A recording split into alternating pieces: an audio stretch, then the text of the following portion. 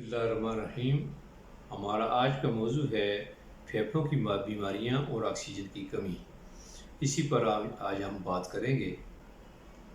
आज मैं ऐसी दवाइयों से आपको मुतारफ़ कराऊंगा जो आपके फेफड़ों पे किसी भी बीमारी के असरात अगर वो आपके फेफड़ों पे ज़ाहिर होना शुरू हो जाएं तो उसमें उसका इस्तेमाल इंतहाई मुफीद होता है और आपको के फेफड़ों को कमज़ोर नहीं होने देता और आप को बाहर से ऑक्सीजन लेने की ज़रूरत नहीं पड़ सकती।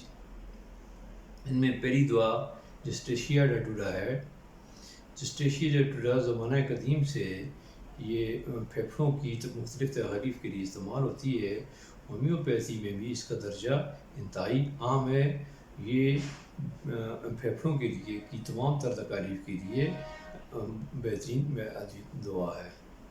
दूसरी स्पेडोस्पर्मिया है, इसको क्विब्राचो भी कहते हैं। ये भी फेफड़ों का टॉनिक है और किसी भी बीमारी के असरात को फेफड़ों पर नहीं आने देता और उसको रोकता है, फेफड़ों में क़ुव्वत मुदाफ़ियत बढ़ाता है। तीसरी दवा कार्बोवेज है।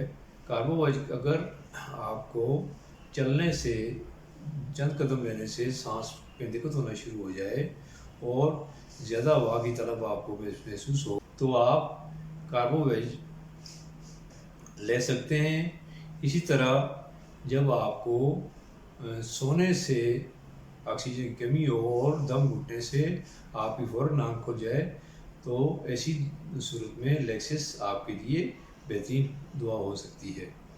लेकिन इन सब दवाइयों में स्पेडोस्पर्मिया और जस्टेशिया डेटुडा ये बार बार यानी अगर तकलीफ़ ज़्यादा है तो हर 2 घंटे बाद बदल कर और कम तकलीफ़ में सुबह एक और दूसरी शाम को एक कतरा लेने से आपके फेफड़े महफूज रह सकते हैं और आपको ऑक्सीजन की ज़रूरत नहीं पड़ सकती।